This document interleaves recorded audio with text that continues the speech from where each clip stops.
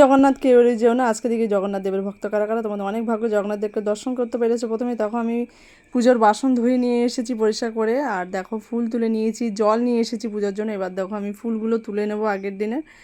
আর দেখো আমি খুব সুন্দর করে সাদা ফুল দিয়ে সবাইকে সাজাবো। ভগবান শ্রীকৃষ্ণকে যদি তুমি সাদা ফুল দিয়ে পুজো দিতে পারো প্রত্যেক দিন, ভগবান শ্রীকৃষ্ণ সন্তুষ্ট হন। কারণ সাদা ফুল দিলে ভগবানের সবচেয়ে প্রিয় সাদা ফুল। তাই ভগবানকে তুমি যদি সাদা ফুল দিতে পারো তাহলে তো খুবই ভালো। প্রত্যেক দিন তো তোমরা চেষ্টা করবে, দেখবে ঈশ্বরকে যদি তুমি মন থেকে ভক্তি করে পুজো দিতে পারো, সমস্ত দেখবে মনের ইচ্ছা তোমার, ভগবান যেইটা ভালো চান সেই ইচ্ছাটাই তোমার পূরণ করবে। আমরা যেটা চাই সেইটা নয়, কারণ উনি আমাদের গার্জিয়ানের মতো। ওনার কাছে আমরা শুধু চেয়েই যাবো, আমাদের তো চাওয়ার শেষ নেই। উনি আমাদের সেটাই দেবেন যেটা আমাদের জন্য ভালো হবে। তো দেখো আমি গোপুসোনাকে স্নান করাবো, গোপুসোনা অপেক্ষা করে আছে, স্নান করবে। দেখো জলে তুলসী পাতা দিয়ে স্নান করাচ্ছি গোপুসোনাকে। স্নান করানোর জলে আর ভোগে তুলসী পাতা না দিলে অসম্পূর্ণ থেকে যায়, তার জন্য ভোগে আর স্নান করানোর জলে অবশ্যই তুলসী পাতা দেবে, তাহলে সম্পূর্ণ হয়। তো দেখো আমি কত সুন্দর করে আমি আমার গোপুসোনাকে সাজিয়েছি, গোপুসোনাকে ভোগ দিচ্ছি।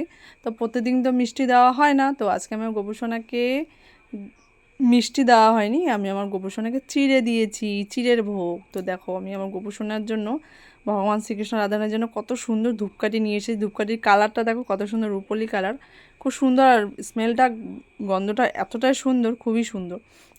তোমাদের অনেক ভাগ্য, তোমরা আরতি দর্শন করতে পারছো। আরতি দর্শন করলে মনে একটা শান্তি পাওয়া যায়, মনের যত দুঃখ কষ্ট দূর হয়, ভেতর থেকে একটা পজিটিভ এনার্জি ফিল করতে পারবে। তোমাদের অনেক ভাগ্য, তোমরা আরতি দর্শন করতে পেরেছো। কেউ এড়িয়ে যেও না, অবশ্যই কমেন্ট বক্সে লিখবে হরে কৃষ্ণ রাধে রাধে। দেখো আমার ভোলে বাবাকেও আমি আরতি করছি, আমার জয় জগন্নাথ বলরাম সুভদ্রা দেবীকেও আরতি করছি।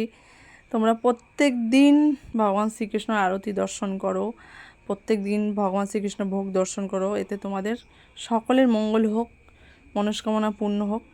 আর ঈশ্বরকে পুজো দিতে বসলে মনে কিছু রাখবে না, মনে কোনো ভাবনা না নিয়ে ঈশ্বরকে পুজো করবে এক মনে ভক্তি ভরে, দেখবে তোমার পুজোটা সম্পূর্ণ হবে। মনে দু মন নিয়ে পুজো করবে না, তাহলে কিন্তু পুজো কখনোই সম্পূর্ণ হয় না। এক মনে ঈশ্বরকে পুজো করবে, এক মনে ভক্তি ভরে পুজো করলে ঈশ্বরকে তুমি গাদা গাদা মিষ্টি ফল দিলেই হবে।